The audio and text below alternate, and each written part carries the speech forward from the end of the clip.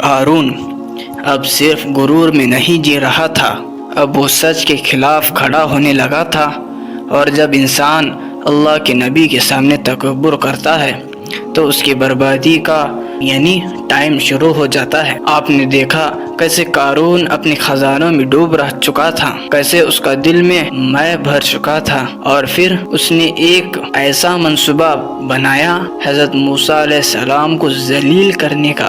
سوچئے، ایک آدمی جو کبھی نبی کا فالوور یعنی نبی کو ماننے والا تھا، اب وہی نبی کو نیچا دکھانے کے لیے پلاننگ کر رہا تھا۔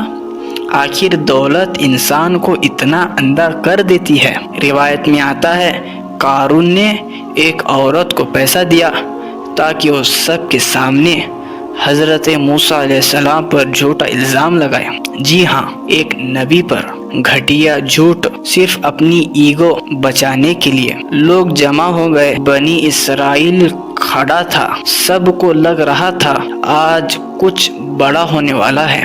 حضرت موسیٰ علیہ السلام نے اللہ کا نام لیا اور اس عورت سے پوچھا، سچ بتاؤ کس نے تمہیں بھیجا ہے؟ وہ عورت کانپنے لگی، اس کی آنکھوں میں آنسو آ گئے، اور پھر اس نے وہ سچ بول دیا جس نے پوری قوم کو ہلا دیا۔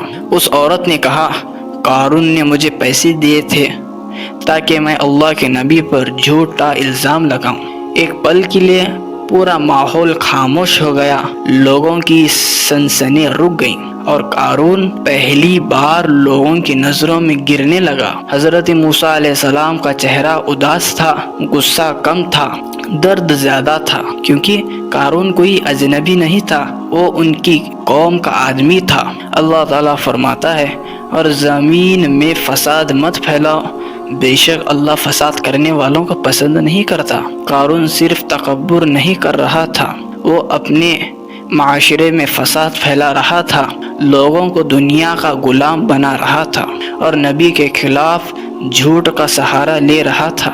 حضرت موسیٰ علیہ السلام نے اس کو آخری بار سمجھایا، قارون، یہ دولت ہمیشہ نہیں رہے گی، اللہ کا شکر ادا کرو، غریبوں کا حق دو، آخرت کو مت بھولو۔ لیکن کبھی کبھی انسان اتنا اندھا ہو جاتا ہے کہ نصیحت بھی اس کو انسلٹ لگتی ہے۔